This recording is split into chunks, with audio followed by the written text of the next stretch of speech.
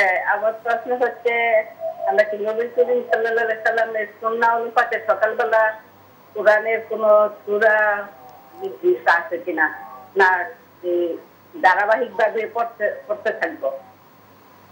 জি, শুকরান, জাযাকাল্লাহ। সঙ্গেই থাকুন।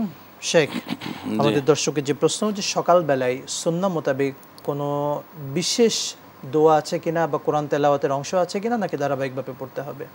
হ্যাঁ, তার প্রশ্নটা হচ্ছে এরকম যে কেউ কেউ আমাদেরকে বলে থাকেন যে ফজরের পরে এই সূরা পড়বেন, জোহরের পরে এই সূরা পড়বেন, আসরের পরে এই সূরা পড়বেন, মাগরিবের পরে, এশার পরে, অর্থাৎ 5 ওয়াক্ত নামাজের পরে 5টি সূরা নির্দিষ্ট করা আছে।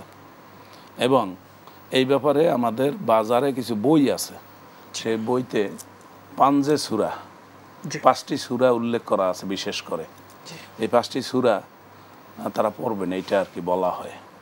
মূলত এই 5টি সূরা 5 ওয়াক্ত নামাজের পরে পড়া নির্দিষ্টভাবে এটা সহি কোনো দলিল দ্বারা প্রমাণিত না, বরং ঈশার পরে শুধুমাত্র সূরা মুলক পড়বেন, এটা ঠিক আছে। আর জুমার দিনে সূরা কাহাফ তেলাওয়াত করবেন, এটা কোরআন তেলাওয়াতকারীগণ এই দুইটা নির্দিষ্টভাবে তেলাওয়াত করবেন, কারণ এই দুইটার ফজিলত সম্পর্কে হাদিস শরীফে এসেছে। এছাড়া অন্যান্য সময় কেউ যদি পড়তে চায়, এছাড়া আমাদের প্রশ্ন যিনি করছেন তিনিও বিষয়টা ওইভাবেই ইঙ্গিত করেছেন যে নাকি আমি ধারাবাহিক পড়ব।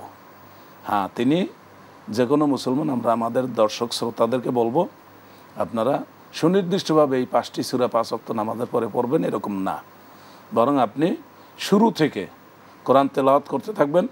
আপনি নিয়মিত তেলাওয়াত করবেন, সেটা প্রতিদিন নাও হতে পারে, প্রতিদিন হতেও পারে। আপনি 1 পৃষ্ঠা 5 পৃষ্ঠা তেলাওয়াত করবেন, অর্থসহ তেলাওয়াত করার চেষ্টা করবেন। প্রতিদিন যা পড়বেন সেখানে চিহ্ন দিয়ে রাখবেন, পরের দিন সেখান থেকে পড়বেন। একসময় আপনার কোরআন আগাগোড়া পড়া হবে। শেখ, যদি একটু বলতেন, যেমন সকালবেলা ফজরের পরে সূরা ইয়াসিন পড়লে কোনো স্পেশাল সওয়াব আছে কিনা, মাগরিবের পরে সূরা ওয়াকিয়া পড়লে? হ্যাঁ, এরকম কিছু সওয়াবের কথা এই সূরাগুলোর সম্পর্কে বলা আছে, সেগুলো কোনো সহি বর্ণনা নয়। যেমন সূরা ওয়াকিয়া পাঠ করলে দারিদ্র্য দূর হবে, এটা সহি বর্ণনা নয়। সুতরাং সব সূরাই মানে কোরআনের ধারাবাহিক পড়বেন, আর বিশেষ করে এশার পরে সূরা মুলক, জুমার দিনে সূরা কাহাফ পড়বেন। এই দুইটা সহিহ হাদিস দ্বারা প্রমাণিত। শুকরান, জাযাকাল্লাহ। আর অন্যভাবে অন্য তেলাওয়াতের ক্ষেত্রে ধারাবাহিক পড়তে থাকবেন।